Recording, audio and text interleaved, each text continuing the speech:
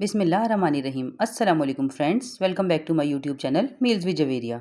आज मैं आप लोगों के साथ शेयर करने जा रही हूँ फ्राई करेला की रेसिपी। ये करेले की रेसिपी इस कदर मज़ेदार बनती है कि हमारे घर में से बड़े क्या बच्चे भी शौक से खाते हैं।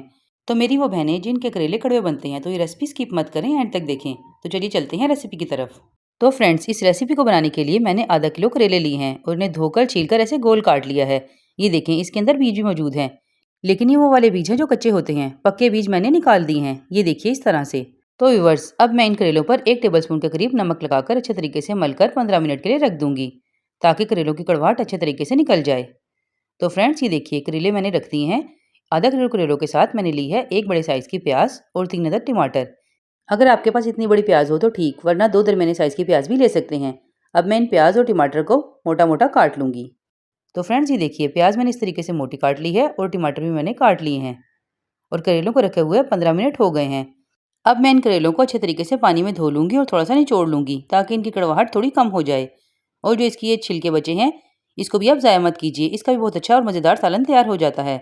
या अगर आप चाहें तो इन छिलकों का जूस भी निकाल कर पी सकते हैं, ये खून को साफ़ करने में बहुत हेल्प करता है। फ्रेंड्स, ये देखिए मैंने कढ़ाई में 1 कप के करीब ऑयल ले लिया है। अब मैं इसमें धुले हुए करेले ऐड कर दूँगी।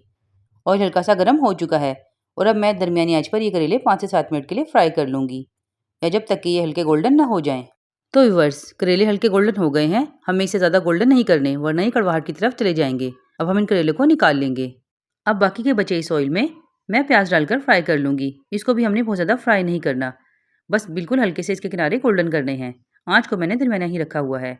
तो व्यूअर्स, जब इस कंडीशन में प्याज आ जाए तो मैं साथ ही इसमें टमाटर ऐड कर दूँगी और टमाटरों को भी दरमियानी आंच पर तकरीबन 5 मिनट के लिए पका लूँगी, या जब तक ये थोड़े नरम ना हो जाएं। ये देखिए जब टमाटर इस कंडीशन में आ जाएंगे, हम इसमें ऐड करेंगे 1 टीस्पून नमक, 1 टेबलस्पून लाल मिर्च पाउडर और हाफ टी स्पून हल्दी पाउडर। इसमें सिर्फ इतने ही मसाले जाएंगे। मिर्च मैंने इसमें थोड़ी सी ज़्यादा इस्तेमाल की है, क्योंकि प्याज की मिठास और करेलों की कड़वाहट दोनों को बैलेंस करेगी। अब मैं इसे भी 1 मिनट के लिए भून लूँगी, ताकि मसालों का कच्चापन खत्म हो जाए। तो व्यूअर्स, इस स्टेज पर मैं इसमें ऐड करूँगी हरी मिर्चें। 5 से 6 अदद हरी मिर्चों को मैंने धोकर बीच से कट लगा लिया है और अब मैं इसी तरीके से साबुत हरी मिर्चें इसमें ऐड कर दूँगी। साथ ही मैं इसमें ऐड करूँगी ये फ्राई किए हुए करेले और इन्हें अच्छे तरीके से मिक्स करके धीमी आंच पर पकने के लिए रख दूँगी, तकरीबन 15 मिनट के लिए, ताकि तमाम चीज़ों के फ्लेवर्स आपस में अच्छे तरीके से मिक्स हो जाएँ। तो फ्रेंड्स, अब मिलते हैं 15 मिनट के बाद। ये देखिए कितने अच्छे तरीके से दम आ गया है और इसका पानी बिल्कुल खुश्क हो गया है। माशाल्लाह से किस कदर प्यारे और बेहतरीन करेले बनकर तैयार हुए हैं। और ये है इस रेसिपी की फाइनल लुक, जो देखने में बहुत ही मज़ेदार लग रही है। आप इसे घर की रोटी के साथ खाइए तो ये ज़्यादा मज़ेदार लगेगी।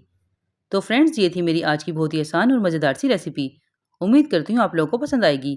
अगर पसंद आए तो प्लीज़ लाइक शेयर सब्सक्राइब ज़रूर कर दीजिएगा। फिर हाजिर होंगी ऐसी ही मज़ेदार और शानदार रेसिपी के साथ। तब तक के लिए अपना बहुत ख्याल रखिएगा, दुआ में याद रखिएगा। अल्लाह हाफिज़।